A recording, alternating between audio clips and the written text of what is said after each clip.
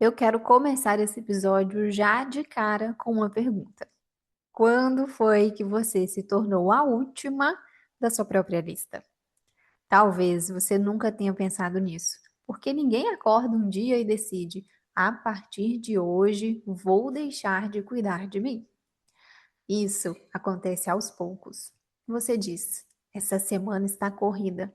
Ah, depois eu marco essa consulta. Semana que vem eu volto a fazer exercício. Depois eu descanso. Depois disso aqui eu penso em mim. E sem perceber, o depois vira um jeito de viver.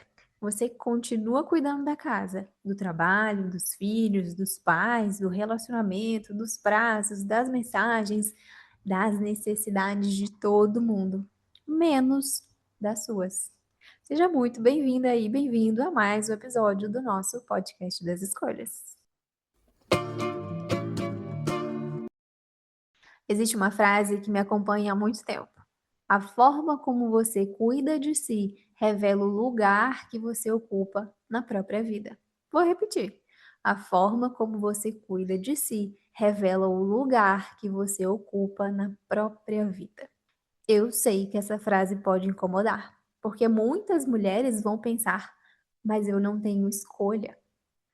E eu sei que em determinados momentos da vida é realmente muito difícil se escolher.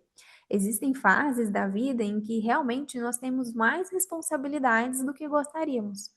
Só que o problema não é viver uma fase de muito cuidado com o outro. O problema é quando isso deixa de ser uma fase e passa a ser a sua identidade. Você se acostuma a ser a forte, a disponível, a que resolve, a que dá conta. E aos poucos começa a acreditar que as suas necessidades podem esperar. Só que o corpo não acredita nisso. Ele avisa, primeiro com o cansaço, depois com uma irritação, com dificuldade para dormir, com ansiedade, com aquela sensação de que você está vivendo no automático. E sabe o que é curioso? A gente costuma tratar esses sinais como um problema a ser resolvido, quando muitas vezes eles são um aviso para escutar. Talvez o seu corpo não esteja falhando, talvez ele esteja tentando dizer: você não pode continuar vivendo como se fosse a última prioridade da sua própria vida. Existe uma metáfora que eu gosto muito. No avião, antes da decolagem, a orientação é sempre a mesma. Coloque a sua máscara de oxigênio primeiro, depois ajude quem está ao seu lado. E isso parece egoísmo, mas não é. É sobrevivência, porque uma pessoa sem oxigênio não consegue cuidar de ninguém.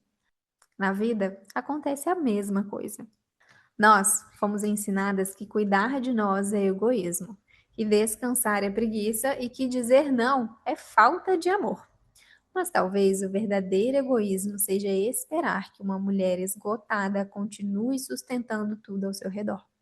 Porque ninguém consegue oferecer presença quando está sobrevivendo. E eu acho que esse é um dos maiores enganos da ansiedade. Ela faz a gente acreditar que se fizermos mais um esforço, tudo vai entrar no lugar. Só mais essa semana, só mais esse compromisso, só mais essa responsabilidade. Mas a vida não muda quando você faz mais. Ela muda quando você começa a ocupar um lugar diferente dentro dela. E talvez a pergunta não seja: como eu encontro mais tempo para mim? Talvez a pergunta seja: que lugar eu tenho ocupado na minha própria vida? Porque quem vive sempre em último lugar acaba acreditando que esse é o seu lugar.